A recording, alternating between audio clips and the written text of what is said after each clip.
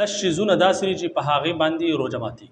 ډېره اهم او ضروري مسله ده، ځکه چې د روژې په حوالې سره ډېر خلک تپوسونه کوي، د یوې مسلې تپوس کوي چې آیا په دې باندې روژه ماتېږي یا نه ماتېږي. نو دا ویډیو ډېره مهمه ده. دا لس شیزونه یاد کړئ، نو انشاءالله تعالی تاسو ته بیا چېرته د روژې په حوالې سره څه مسله مخې ته نه راځي.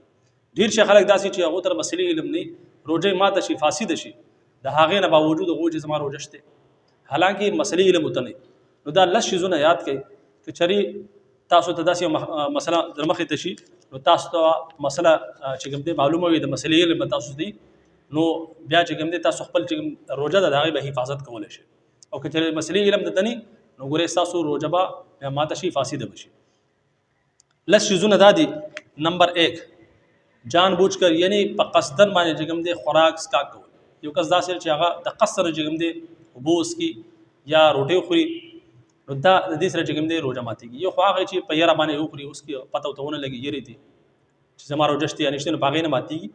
یو سړی داسې چې په قصد باندې وخوري، اوبه اوس کې یا دغه شان د روټۍ خوري، سم وخوري، نو د هغې سره چې کوم دی روژه ماتېږي. نمبر 2 په پوزه کې چې کوم دی دوايي اچي او هغه دوايي چې کوم دی دننه لاړه شي، د دې سره چې کوم دی روژه ماتېږي. نمبر 3 مشت زني، یعنی د لاس په ذریعه باندې خپل منی خارج کی. ډېر شي کسان داسې چې هغه د لاس په ذریعه باندې منی خارج کی، نو د هغې سره هم ګورې روژه ماتېږي. هغو په سمجھ کې دا مسله چې یار د کوروالي وغیره سره چې کوم دی روژه ماتېږي، نو یوازې د کوروالي سره نه ماتېږي، بلکې یو انسان داسې چې هغه خپل په لاس په ذریعه باندې منی خارج کی، نو د دې سره هم روژه ماتېږي، فاسد کېږي. دغه شانتي څلورم همبستري، یعنی خپل د کور والا سره کوروالی کولو سره روژه ماتېږي. دغه شانتي یو کس داسې دی. 5 نمبر یو کس داسې دی چې هغه د قصد نه چې کوم دی هغه له الټۍ راشي، د قصد نه الټۍ وکړي. یو خو داسې چې په خپله الټۍ راشي، په هغې روژه نه ماتېږي. یو کس داسې چې د قصد نه چې کوم دی ځانه الټۍ راولي، او دغه الټۍ چې کوم دي لکه بالکل په ډکه خوله باندې دغه الټۍ وکړي، نو دغه سم روژه ماتېږي. د هغې نه علاوه 6 نمبر انهیلر استعمال، یعنی بعض کسان داسې چې هغو سابندي بیماري هغو هغه پش ول استعمالي، د هغې سره چې کوم دی هم روژه ماتېږي. د هغې نه علاوه 9 نمبر یعنی سیګرټ شو یا نسوار شو، د دې د استعمال سره چې کوم دی روژه ماتېږي. سیګرټ او نسوار د استعمال سره روژه ماتېږي. د هغې نه علاوه زنانو ته ماهواري راشي، یعنی میاشتې چې کوم بیماري راځي، نو چې کومې زنانه ته ماهواري راشي، حیض ورته راشي، نو د دې سره چې کوم دی هم روژه ماتېږي. دغه شانتي 9 نمبر یعنی زنانه داسې چې د هغې بچي پیدایش وشي، د نفاس چې کوم بیماري هغې ته هغی، نو د دغې سره چې کوم دی هم روژه ماتېږي.